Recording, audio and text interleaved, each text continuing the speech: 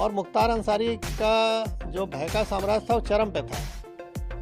और सरकार द्वारा जब समर्थन ऐसे माफियाओं को हो जाए तो आप समझ सकते हैं। मैंने अभी आपसे कहा कि वो खुली जीप में मऊ दंगों में घूमता था, जहाँ कर्फ्यू लगा है। किसी की हिम्मत नहीं हुई उसके प्रति कुछ बोल दे, कार्रवाई के तो छोड़ दीजिए। और उस समय मैंने लाइट मशीन गन रिकवर की। आज तक उत्तर प्रदेश में केवल एक ही रिकवरी है, न उसके पहले कभी हुई, न 20 साल हो गए अब तक हुई है। और उसमें पोटा भी लगाया, क्योंकि पोटा एग्जिस्ट करता था।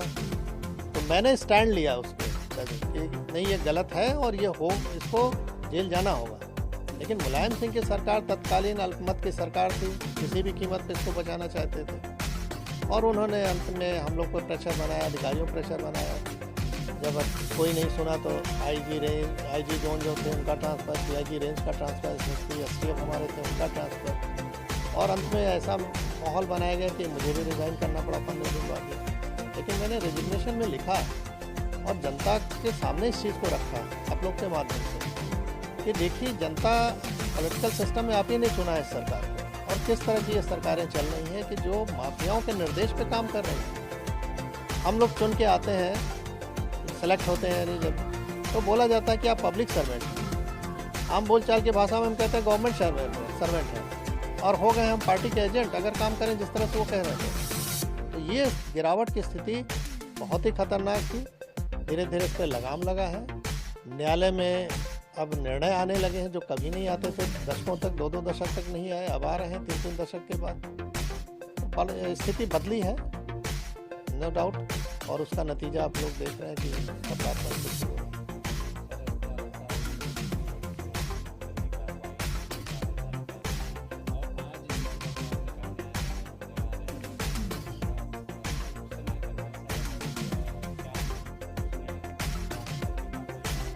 स्वाभाविक है, अगर शासन प्रशासन, हम तो किसी सपोर्ट की भी उम्मीद नहीं करते थे, हम तो अपने दम पे रिकवर किया, मैंने अपनी टीम के साथ। तो हमको सपोर्ट की ज़रूरत नहीं है, हमको तो ड्यूटी है मेरी, हम कोई मेहरबानी नहीं कर रहे थे किसी पे।